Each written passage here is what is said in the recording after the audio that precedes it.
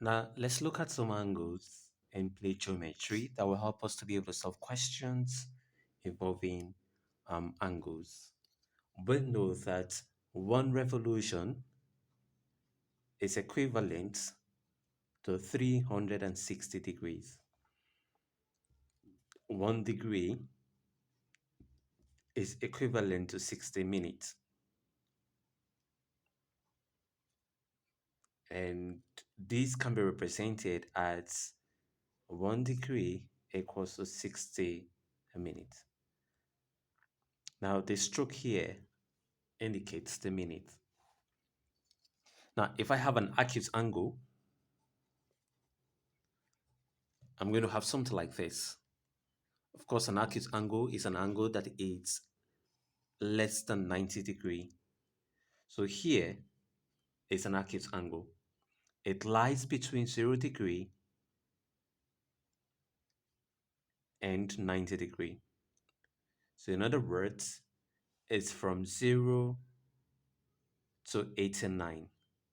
So let's say 89 so that you get to understand what we're saying. So from 0 degree, 1 degree rather, 1 degree to 89 degree. So this is an acute angle.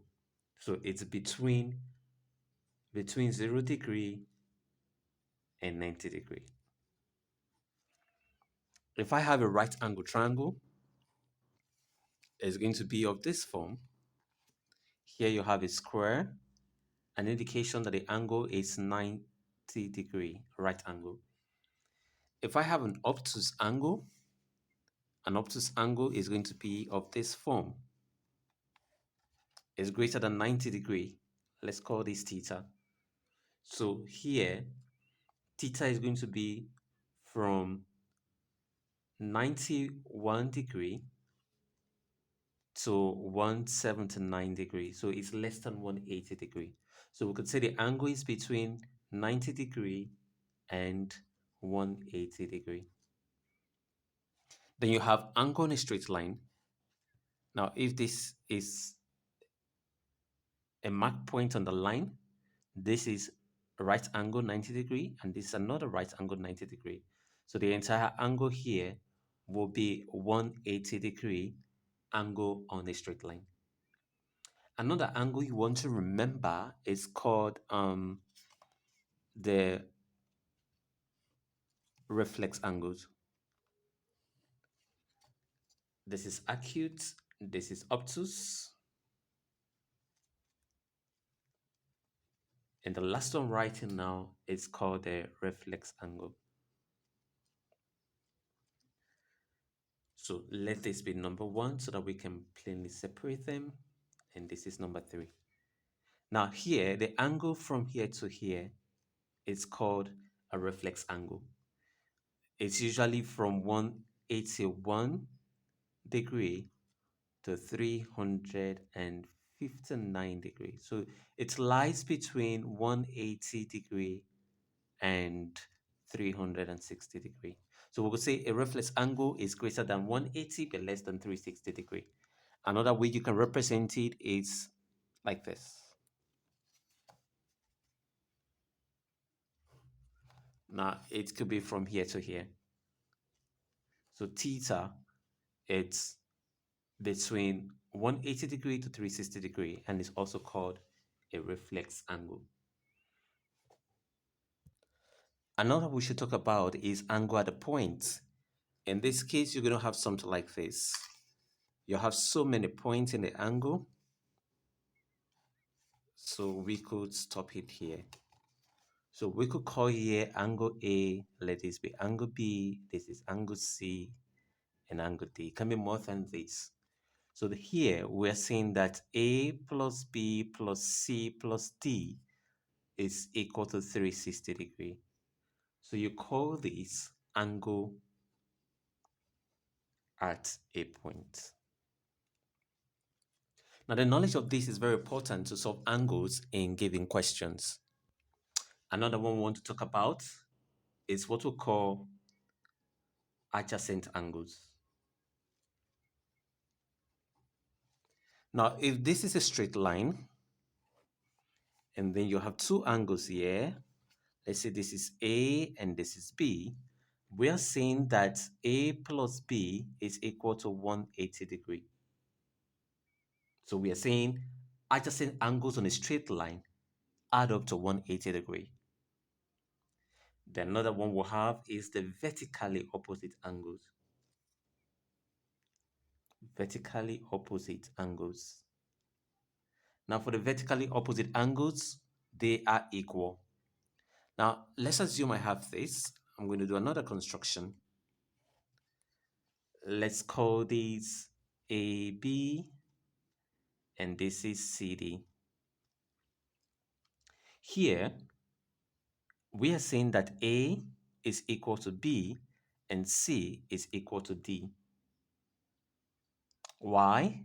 Because they are vertically opposites. Another one we want to talk about is the alternate angles. Alternate angles are equal. Now, how do you know alternate angles? Now, you have two parallel lines run in the same direction. Okay, these are the two parallel lines. Let's assume we have a what we call a transversal. Now here, let's assume this is A. Let's call this, let's use C. Let's call this B and let's call this D. So here, I'm saying that A is equal to B. I'm also saying that C is equal to D. What is the reason? Alternate angles. So this angle is alternate to this, and this angle is alternate to this. So just check the position, and then you can be able to determine angles that are alternate. The last one I'm going to show you in this is the corresponding angles. Now, again, I'm going to draw two parallel lines. And then you have a transversal. Let's call this A. Let's call this B. And let's call this P. And let's call this Q. So here, I can say A is equal to B. And I can say P is equal to Q. What's the reason? Corresponding angles. So corresponding angles are equal. Now let's look at a question in which we want to apply the knowledge we acquired from plane geometry. Now in this question, study the figure very carefully. You notice that you have two parallel lines. One running this direction upward, and the other parallel line seems to be running this direction downward. The question asks us to look for A, this is your A, B, and C. Now, how do we get a value for A? Remember what we've learned in plane geometry. If you look at this, you notice that this is angle at a point. And if it's angle at a point, it means 8 plus 28 plus 213 will give you 360 degree. Please, let's take this off. So A plus 28 plus 213 is equal to 360 degree. And there's a reason for these angles at a point. Now in plane geometry, it's important you know the reason for your answer. And this is A. If you add these two together, you're going to get 241 equal to 360 degree. And A will be 360 degree minus 241, which gives you 119 degree. So that's the value for A. The next is to go get the value for B. Now let's look at the value for B. If you check, you'll notice that the value for B is gotten by looking for what we call the interior opposite angles. What does that mean? Since these two lines are running parallel, it means that if I should do a little construction here, it means that the value of A here is equal to the value here.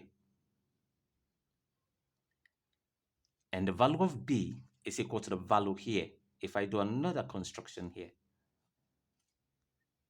And so this is angle on a straight line. So it means for you to get a value of B, it will be angle on a straight line 180 degree minus A gives you the value for B. We already know A as 119, and that gives you the value for B to be 61 degree.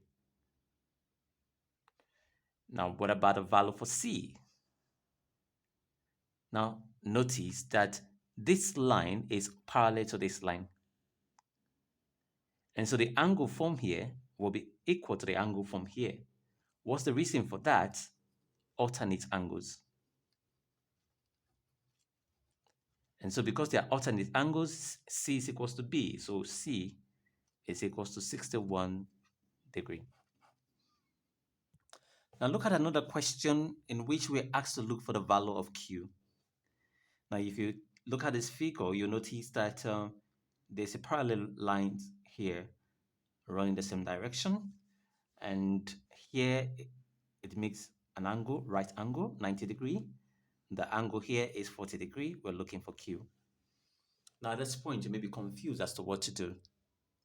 Well, since these two lines are parallel, what you do is to extend this construction of this line so that you have something like this.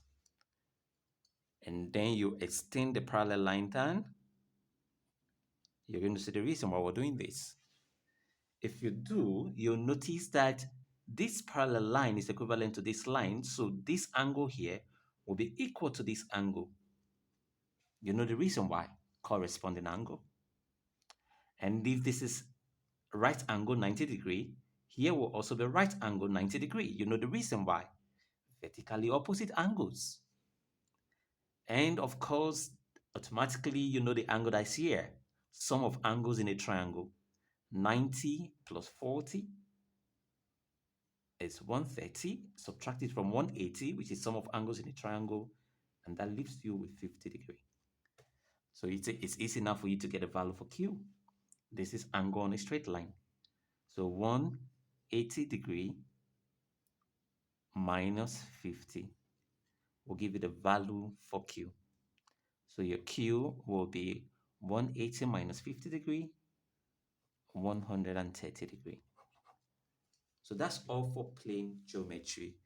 Remember to subscribe to my YouTube channel, like the video, share, and please tell me how you feel about my videos using the comment section. If you have any question, put it there. If there's a topic you want me to teach, also put it there. See you in the next video.